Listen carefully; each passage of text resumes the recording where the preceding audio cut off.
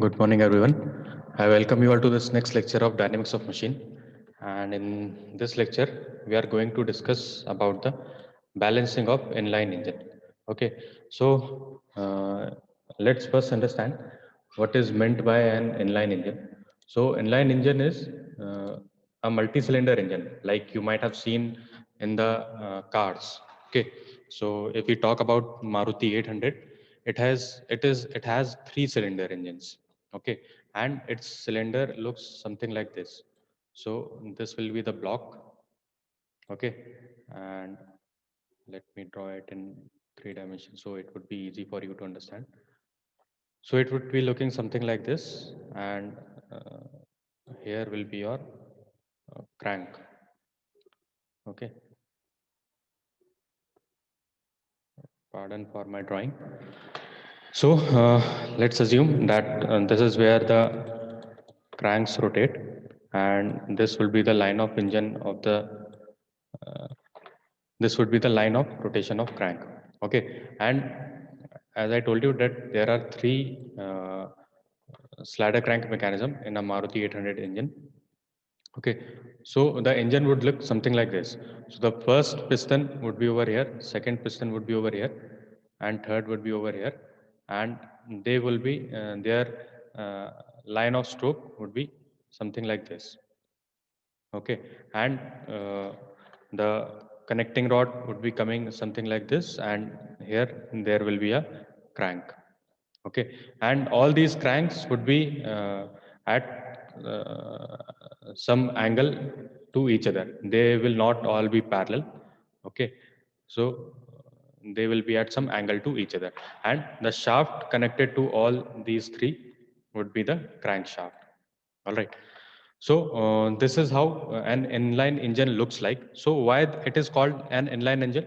Because all these three line of strokes are lying in the same plane. Okay, let me draw a plane with different color. So all these line of strokes are lying in a same plane, or uh, all these line of strokes are uh, along the same side of this crankshaft. Okay, so it is a multi-cylinder engine with the cylinder center lines are in the same plane. So the cylinder center lines or the line of stroke are in the same plane. All right, and on the same side of the center line of the crankshaft. So all these three lines are on the same side of the line of the crankshaft. Okay, so this type of engine, this type of multi-cylinder engine is called as inline engine. All right. So I hope this picture is clear to you how an inline engine looks like. So this we talked about Maruti 800. Okay, nowadays more we are having cars with more number of cylinders, such as 4, 6, or even 8 cylinder engines are there. Okay, so again they might be arranged in a similar fashion, that if there is 4 cylinder engine or 5 cylinder engine, it might be arranged in a single line like this, and the crankshaft, their firing order and the positioning of crankshaft are different at different angles. Okay, just for the cause of balancing. All right, and also there are engines which might be having something like this. If 6 cylinder engine is there, its arrangement could be something like this. That there will be some parallel to this arrangement, and 3 cylinders would be placed over here. Okay, so those are called as V twin engine, which we are going to study in further slides today. Okay, so there can be if I look it from over here for that V engine, it will look something like this. Okay, so its side view would be something like this. So this will be the arrangement. Okay, and here you will see the crankshaft, and the movement of piston would be along this. So that is the line of stroke would be something like this. Okay, so this arrangement is called the V twin engine arrangement, and we can arrange the engines such as 2 engine or 4 engines or 6 engines or 8 engines in this fashion also. All right. So these are various arrangements, and we are going to study how the balancing of such arrangements is done. So as we know, again, we'll come to the basics that there are primary unbalanced forces and secondary unbalanced forces. Now, how we'll be dealing with that and with different methods, we are going to learn in today's lecture. All right. So uh, this is an inline engine and this is a V engine. Okay. So I hope the picture is clear to you. Now, with this picture in mind, we will be doing all our calculations. Okay. Coming back to this, we saw just what is an inline engine. Now, again, inline engine will be having primary, we'll be doing the balancing of primary forces and we'll be doing the balancing of secondary forces. Now, first, let's go to the balancing of primary forces. So in primary forces, again, there are two conditions that the primary unbalanced forces must be taken care of and they should be balanced. Okay, so the forces must be balanced and also the couples which are generated, primary unbalanced couples, they should be balanced. Okay, so these are the two conditions. So what this means is that the algebraic sum of primary forces must be equal to 0. In other words, the primary force polygon must be a closed polygon. So if it is not getting closed, we will draw the closing side and accordingly will give the will distribute the mass in that particular direction as we saw in the previous classes, right? And again, the algebraic sum of the couples at any point in the plane of primary forces must be equal to 0. So about any point, if we are taking the couple, its value should be all the algebraic sum should come out to be 0 or the primary couple polygon must be closed. All right. So these are the two conditions which we need to satisfy to uh, give the primary balance in a of the reciprocating parts of the multi-cylinder engine. All right.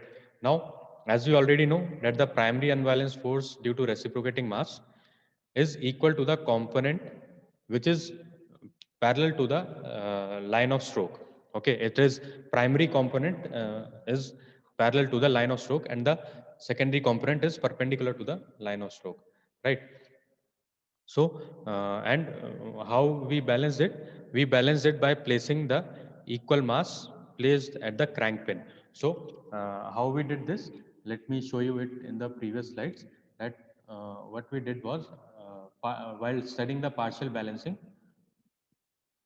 we saw in this, we saw that we will be placing an another mass which would be equals to this B into B is equals to M into R. So this amount of mass we will be placing at some radius R. Okay, this is what we concluded in this, that such similar mass should be placed at radius R to do the balancing. Okay, that is at the crank pin. Fine. So this is what is written over here, that centrifugal force produced by equal mass placed at the crank pin and revolving with it.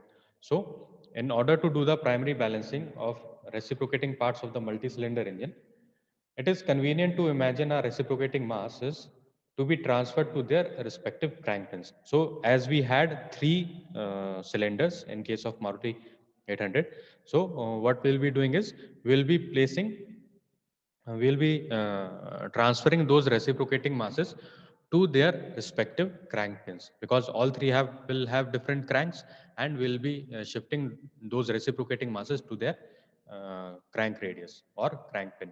Okay, and will this way we will convert this problem into a uh, masses rotating in single plane. That is the case one. I hope you remember the very first case, that is masses or case one or case three. All right. So the masses, all the masses are rotating in the same plane and we have to balance all those masses. All right. So this is our objective to convert it into the problem of uh, masses revolving in the same plane, multiple masses or single masses revolving in the same plane. Okay. Now, let's do the balancing. So this is how we'll balance the primary forces. Now, for as we know that the secondary force is always perpendicular to the line of stroke. Okay, and the magnitude of secondary force was m omega square r cos 2 theta upon n. Okay, so this was the secondary force, and I hope you remember what was the primary force. Primary force was m r omega square, or let us write in the similar fashion, that m omega square r into cos theta. Okay, so this was the primary force. All right. So now what we are going to do is we will compare this primary force and secondary force. Okay. So this can be written, this expression can be written as m into 2 omega whole square. So what we have done is we have multiplied and divided by 4 in this equation. Okay. We have multiplied and divided by 4 in this equation. So now this, what will happen? This 4 is nothing but 2 square. So we'll multiply this 2 with the omega and square the whole thing. Okay, and this 4 in the denominator will come over here. This is r upon 4n. All right. So by doing this, what we are trying to do is we are comparing this secondary force with the primary force. So the uh, mass is equal, that is m. Now, what we are going to do is we will assume that this secondary unbalanced force is produced by another imaginary crank, okay, which has a, mass m attached to it, which is rotating at speed of 2 omega, okay, and the radius of that crank is r upon 4n, and also the angle by which it has turned is 2 theta. Okay, so this is what we are going to assume uh, in the balancing of these secondary forces. So let me repeat again that this we are assuming that this secondary unbalanced force is produced by a, rotating mass m, and this mass m is rotating with the speed of 2 omega. Okay, in the primary crank it is rotating with speed of omega, okay, in the primary unbalanced force. Okay, and this is rotating with speed 2 omega, and the radius at which this mass is placed is r upon 4n. All right, and its position is 2 theta from the line of stroke. All right, so by assuming this, so this will be in the figure. As you can see, this is the actual crank. It has turned by angle theta and its speed is omega, and the mass m is rotating at radius r. Okay, so this is the actual crank which is present, which is physically present. So this actual crank is producing primary unbalanced force, and the secondary unbalanced force is produced by this imaginary crank, which has a imaginary crank which has a mass m, which is rotating with the speed of 2 omega. Okay, and its position is at 2 theta from the line of stroke.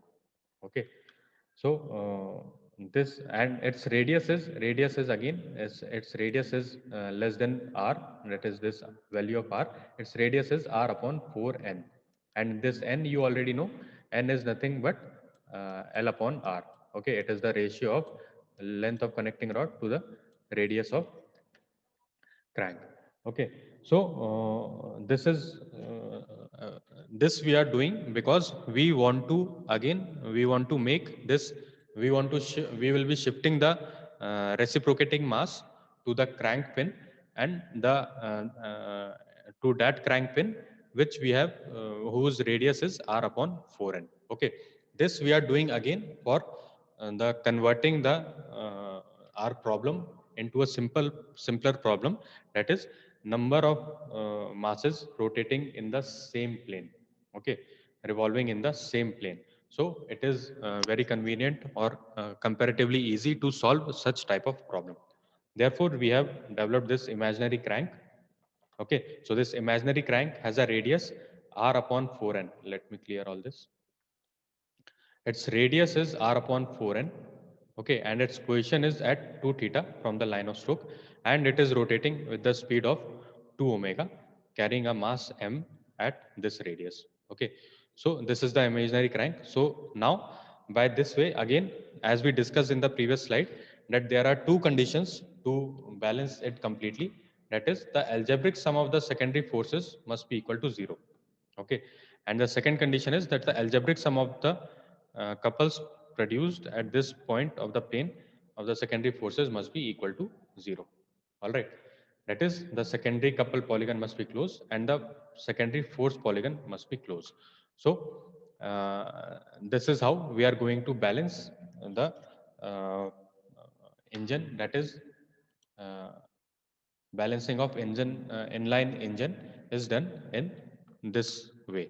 Okay, so in the primary, forces are handled by these two conditions, satisfying these two conditions, and the secondary forces are balanced by assuming a imaginary crank at radius, which is having a mass m, at radius r by 4n. Its position is 2 theta from the line of stroke, and this imaginary crank is rotating at an angle of 2 omega. Okay, so this will produce some force, which will be centrifugal force, which will be equals to this m, which is equals to this secondary unbalanced force, and the secondary unbalanced force will be balanced by satisfying these two conditions. Okay, so this is how we are going to handle the balancing of inline engine. Now let's move to balancing of radial engine. So now what is a radial engine? Radial engine looks something like this. Okay, so all the pistons are in the same plane and all the line of strokes are again in the same plane, but all these pistons are distributed along the all the sides of this connecting rod. Oh, sorry, all the sides of this crankshaft. So as you can see that the crankshaft would be placed at this point O, okay, which would be coming perpendicular to the this screen. Okay, and all these are placed in the same plane. All the engines will be placed in the same plane. All right, so this is how a radial engine looks like. This radial engine is again one of the you might have studied in one of the inversions of the slider crank mechanism. That is, that engine is known as GNOME engine. Okay, let me write it down for you. You might have studied this GNOME engine. Okay, so it is also a radial engine. It has multiple engines. I think uh, five or six cylinders are connected to it. Pistons are connected to it, and that type of engine is the radial engine. All right, which is generally used, which is in the aircrafts and ships. Okay, so this is what is written over here. Now we'll be using direct and reverse crank method to balance this type of radial engines. Now, what is direct and reverse crank method? I'll explain it to you. The method of direct and reverse crank is used in balancing of radial or V engines. Okay. Now this V engine is also a kind of radial engine because the line of strokes are lying in the same plane. Okay. Now in which the connecting rod are connected to a common crank. So this is a common crank to which all the connecting rods are connected. So this is connecting rod number 1, this is number 2, and this is number 3. Okay, so one end of connecting rod is connected to all these. Uh, one end of the crank is attached to all these connecting rods, and the other end of the crank is connected to the crankshaft. All right.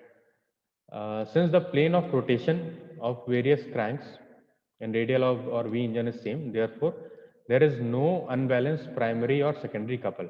So since these all are lying in the same plane, therefore there is no couple, no unbalanced couple is produced, either primary or secondary unbalanced couple is not produced. So this makes our life a little bit easier to type of balance this type of engine. All right. Now, now what is this direct crank and reverse crank? So what we are going to do is our original slider crank mechanism is this one. Okay, in which there is a crank of radius r, which is at an angle of theta and rotating at speed of omega. Okay, so this one will be our direct crank. And now what we are going to assume is, if you place a mirror over here, okay, let me take the mirror with this blue color. Okay, if you place a mirror over here, okay, and you see this thing, so what you are going to see is in that mirror that it forms a image of this crank, which is shown as OC dash. Okay, and which is again at angle of theta. And since this direct crank is rotating in this direction, so this reverse crank will be rotating in the opposite direction with the same speed of omega. Okay, so you will see this, and this is called the reverse crank. Now, this is what is written over here. Considering a reciprocating engine mechanism, as shown in this figure, let the crank OC, which is known as direct crank, rotates uniformly at omega radians per second in clockwise direction. All right, so this is rotating in clockwise direction, as you can see. Okay, and let at any instant the crank makes an angle theta with the line of stroke OP. So this angle is theta. This much angle is theta. All right. The indirect or reverse crank OC dash is the image of the direct crank OC when we see through a mirror placed along the line of stroke. So we'll place a mirror in this line of stroke, and we'll see the image of OC as OC dash. Okay. A little consideration will show that the direct crank revolves in clockwise direction and the reverse crank will revolve in the anti-clockwise direction. Obviously, this can be visualized. So we shall now discuss the primary and secondary force due to this mass m of the reciprocating part at P. So at P, this is the piston which is reciprocating, and its mass is m. So as discussed in the previous, what we are going to do is we are going to place mass m by 2 at this position C, and this mass m by 2 is again placed at C dash. Okay, so when they will revolve, they will balance each other. So this is what we are going to do, and let's see the calculations done for this. Okay, so we already know that the primary unbalanced force is, its magnitude is m omega square r cos theta. Okay, this force is equal in the component, and it is along the direction of this line of stroke, right? So if m mass is placed over here, its force m omega square r would be the centrifugal force, and it is in this direction, and its cos component will be along the line of stroke in this direction. Okay, so this is done by placing a mass m at crank pin C, that is at radius r. Okay, now what we are going to do is, now let us suppose that the mass m of the reciprocating part is divided into two parts, each are equal, and which is equals to m by 2. Okay, so we will divide this mass of this piston or the reciprocating parts into equal parts, and we'll be placing both those masses at C and C dash. All right. So it is assumed that m by 2 is fixed at the direct crank. So this is direct crank. This one, original one, is the direct crank, which is also termed as primary direct crank. So this is primary direct crank at pin C, and m by 2 at the reverse crank. So this is reverse crank, that is OC dash, and this is termed as primary reverse crank because we are talking about the primary forces. So this is primary reverse crank, and m by 2 is placed over here also. Okay. So I hope this is clear to you what we have discussed so far. Now we know that the centrifugal force acting along the primary direct and reverse crank is equals to m by 2 into omega square into r. So initially the force was m omega square r. Now since the mass is m by 2, therefore the centrifugal force would be m by 2 multiplied by omega square into r. Okay, and the component of these forces along the line of stroke would be the cos component. Okay, so it would be m by 2 omega square r into cos theta. All right. So initially, when we placed mass m over here, that is, the force would be m omega square r into cos theta, and its cos component would be m omega square r cos theta along the line of stroke. Okay. Now, as you can see that this primary, the component of centrifugal force acting on the primary reverse crank. Now we are talking about this reverse crank. It will be again m by 2 omega square r cos theta. Therefore, the total component would be coming out to be, we will add both the components along, one produced by the primary direct crank and another produced by the primary reverse crank. Okay, so we will add both two, and it will come out to be m omega square r cos theta, which is equal to the primary force, that is primary unbalanced force. Hence, the primary effect of the mass m of the reciprocating parts at P may be replaced by two masses C and C dash, each of magnitude m by 2. All right. So we will divide these two in m by 2, and it will be placed at C and C dash. All right.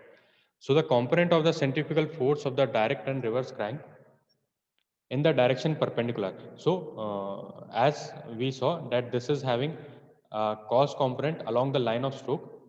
Okay, so one force is in this direction and another force is in this direction. So its cos component would be along line of stroke. This force would be having its sine component.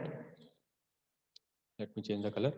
This force would be having its sine component in this direction, and this force would be having its sine component in this direction, and both will be equal in magnitude. So this will cancel out each other. Okay, so the secondary force which is produced due to the placing of reciprocating mass over here will get cancelled in this case. Okay, so the that sine component would be cancelling out each other. Okay, both are same in magnitude but opposite in direction. Hence, these components are balanced. All right. So this is how we handle the primary forces by doing the primary direct, by producing this primary direct crank and primary reverse crank. Now let's talk about secondary forces in this radial engines. So we know that secondary force, as we saw in the previous case, that it can be written as m into 2 omega square into r upon 4n into cos 2 theta. Okay, which is also equals to, if you open this 4 and 4 will get cancelled. It will be m omega square r into cos theta by n, right? So again, in order to balance it, what we are going to do is we will place this masses. Uh, the value of mass is again m, but the will assume a secondary direct crank and secondary reverse crank. Okay, secondary direct crank and secondary reverse crank. Again, will be this angle would be 2 theta. This would be rotating with the speed of 2 omega, and the radius would be r upon 4n. Okay, r upon 4n. All right, and again we'll place a mirror along the line of stroke. Okay, so we'll see the image, that is OD. We'll see the image of OD at OD dash. Okay, so again it will be rotating at opposite direction, that is 2 omega in anti-clockwise direction, and this angle would be again 2 theta. Okay, so this is how the balancing of this secondary forces would be done. Again, there uh, one cos component will be along the line of stroke, and their sine component would be again in equal in magnitude but opposite in direction. So they will cancel out each other. All right. So I hope this is clear to you, that how we are doing the, how we are handling the primary forces and secondary forces. So for the primary forces, there is primary direct crank and primary reverse crank, and for secondary forces there is secondary direct crank and secondary reverse crank. All right.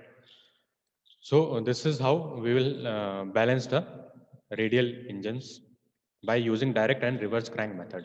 Now the third and last, which is the balancing of V twin engine. So V twin engine looks something like this, as we already discussed. So this is symmetrical to V engine as shown in figure. So it has a common crank. Okay, it has a common crank which is OC. This OC is the common crank, and one end of the crank is connecting to the uh, this crankshaft, which is placed at O. Okay, and the other end of this crank is connected to the connecting rods of all the of both the cylinders. That is, one connecting rod is this PC, and another connecting rod is this QC. Okay, this Q. Let me take another color. This QO and this PO are nothing but the line of stroke. Okay, now let me clear this. All right. So the common crank is OC, driven by the two connecting rods PC and QC. The line of stroke OP and OQ are inclined to a vertical OY.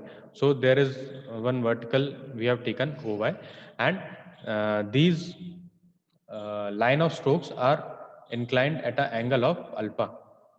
Okay, with this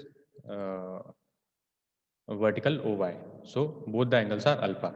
Now, as we know this nomenclature, M is the mass of the reciprocating part, L is length of connecting rod, R is crank radius. You already know this, right? So we know that the inertia force due to reciprocating part. Now let's see this clearly. So this line of stroke is at an angle of alpha. Okay, and the angle of crank at this instant from this line of stroke of engine 2 is alpha plus theta. This entire angle is alpha plus theta. Okay, and for this is for cylinder 2. Now for cylinder 1, this uh, angle of crank from line of stroke is nothing but alpha minus theta. Alpha minus theta.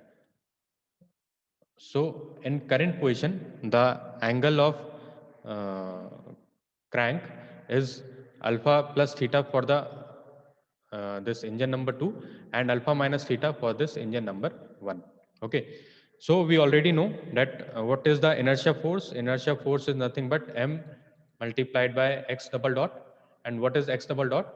It is m omega square r cos theta plus cos 2 theta upon n. But the value of theta for this engine 1 is alpha minus theta, and value of theta for this engine 2 is alpha.